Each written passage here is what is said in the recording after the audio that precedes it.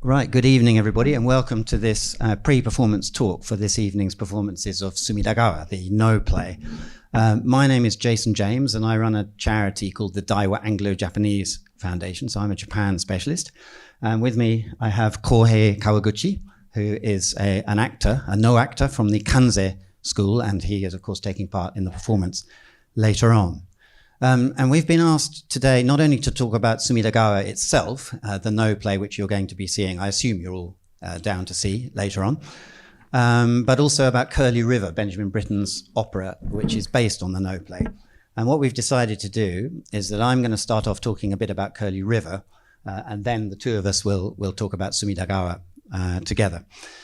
And both of us feel we have a kind of fate has brought us to Curlew River, I suppose, and Kawaguchi-san will explain why later on as far as he's concerned. My connection with Curlew River started when I was a boy, and about the age of 11 or 12, I can't remember exactly when it was, I sang the part of the spirit of the boy in the opera. So that's the start of my link with Curlew River. And this year is the 60th anniversary of the premiere of Curlew River, which took place in 1964. So I'm going to tell you about how Sumidagawa became Benjamin Britten's opera, Curlew River. And by the way, Curlew River is understandably being performed at the Aldeburgh Festival, which is the music festival in Suffolk that was founded by Benjamin Britten. In fact, it's being performed tonight and tomorrow night, but I'm afraid I think it's sold out, so if you want late tickets, you might be out of luck. So the story of Curlew River is really largely also to do with a man called William Plumer. William Plumer was a literary figure, and he was a friend of Benjamin Britten's. He was also the librettist for Benjamin Britten's opera Gloriana, which was written to celebrate the coronation of Queen Elizabeth II in 1953. So the two of them knew each other pretty well. And Plumer knew Japan because he had spent nearly 3 years there in the late 1920s teaching English. And Plumer had pretty mixed feelings about Japan because in the late 1920s, Japan was starting to become increasingly militarist, and there was all this emperor worship stuff going on. But Plumer had fallen in love with Japanese art and theatre, particularly the theatre, which he thought was absolutely fantastic. So naturally, when Britten was going to visit Japan, which he did in 1956, he asked Plumer's advice on what he should see. And Plumer said, you've definitely got to go and see Japanese theatre, kabuki, which is a slightly more sort of rambunctious type of theatre than what you're going to be seeing tonight, and No, which Plumer particularly liked. Now, Britten had already had an interest in No, but you can imagine that back in those days, it was very, very rare, probably it never happened, that you got a chance to see a No play in London or in the UK. And I have a little quote here, but this is actually going back to pre-war times.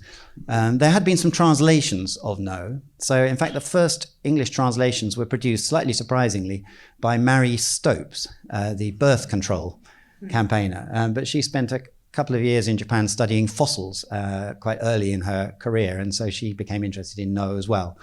And then Ezra Pound had also produced some translations before the war, and Britten knew Ezra Pound. So I have this quote which dates back to 1938. Ezra Pound wanted to put on a No play. He'd translated the things, but he wanted to see one. And the description is here: he wanted badly to see a No play performed in a theatre. And to this end, Ronald Duncan persuaded Ashley Dukes to lend them the Mercury Theatre. Benjamin Britten produced a musician who could play gongs, and another of Duncan's friends, Henry Boys, suggested a female dancer by the name of Surya Magito. One afternoon, with Duncan as audience, Pound recited one of his own No translations while the girl danced. Well, I don't know, perhaps you're not familiar with No, but that doesn't sound anything like a No to me, and it's very, very different from what you're going to see. So anyway, Britten didn't get a chance to see real No until 1956, when he went on a long concert tour that covered lots of different countries in Europe and then in Asia. Japan was almost his final stop, I think. And he was only in Japan for about 10 days, but he took Plumer's advice and he saw kabuki. and he went to see No, and the No play that he happened to see was Sumidagawa. And again, I don't know how many of you have seen a No play before, but it's a very, very alien idiom if you're not used to it. And Britten's initial reaction, which he described in a letter, he said that at first it all seemed too silly, and we giggled a lot. He was with Peter Pears and also his patron, Prince Ludwig of Hesse. But soon we began to catch on a bit, and at the end it was very exciting. And then Ludwig of Hesse also left a note in which he said, at the end, the impression of the piece is moving and profound. It has greatly affected Ben. So Britten, once he got the hang of it, was really fascinated, and so fascinated, in fact, that he went back to see Sumidagawa again a few days later. And he also saw gagaku, by the way, which is a traditional Japanese style of, well, it actually is originally Chinese, but a Japanese court music, and there's a lot of that has made it into his opera Curly River as well. It actually took Britten 8 years after returning from Japan to write the opera, partly because he was busy with other projects. He was late with a ballet that he'd been supposed to be writing, was supposed to be finished before he even went to Japan. And one of the issues, I think, was that originally he and William Plumer planned pretty much just to set the original No play in a Japanese context. But they were very worried this would be a kind of pastiche. I suppose these days we'd call it cultural appropriation. So it took about 3 years before Britten and his partner Peter Pears, who sang the main role in the opera, hit on the solution, which was to transpose it from medieval Buddhist Japan to medieval Christian East Anglia in the form of Curly River. And then it all started to come together. But even so, it still took them another 5 years or so to actually produce this opera. The transposition required a few changes. We're going to talk about Sumidagawa next, but Sumidagawa is pretty bleak. It's a tragedy, and it doesn't have a happy ending.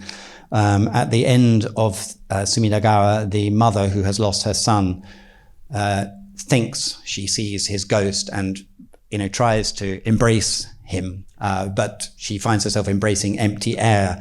And the text at the end says, "What seemed her boy is but a grassy mound, lost on the wide, desolate moor."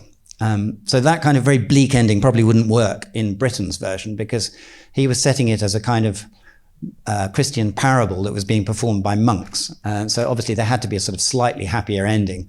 So of course in the Britten opera, at least the mother is reassured that her son has gone to heaven, and everybody, well, there's a lot of praying in the Japanese version as well, but it's a slightly happier feel to the end of the opera.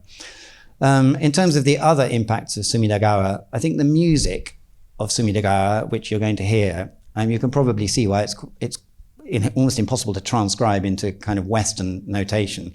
And I think there's actually very little sign of Sumidagawa's music in the opera Curly River.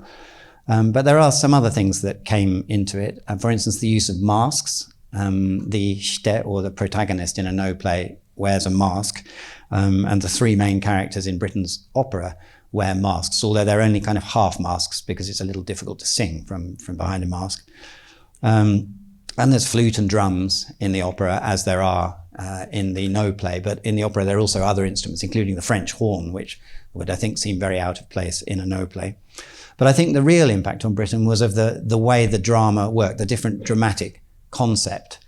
And so I'll leave Curly River there. And now Kawaguchi-san and I will talk more about Sumidagawa directly, which is what you're actually going to see tonight. So would you like to, and I'm going to translate for him, by the way. Would you like to kick off? どうぞ。Kawaguchi でございます。よろしくお願いいたします。So my name is Kawaguchi. Yeah, nice to be here tonight. このロンドンの地で、のSumidagawaが上演されること、そしまして私がまたその舞台に立たせていただくことが大変光栄に存じてございます。So it's a great honor for me to be able to present the No play Sumidagawa here in London, and I'll be taking part as a member of the chorus. また、先日は伝統のあるオールドバラ音楽祭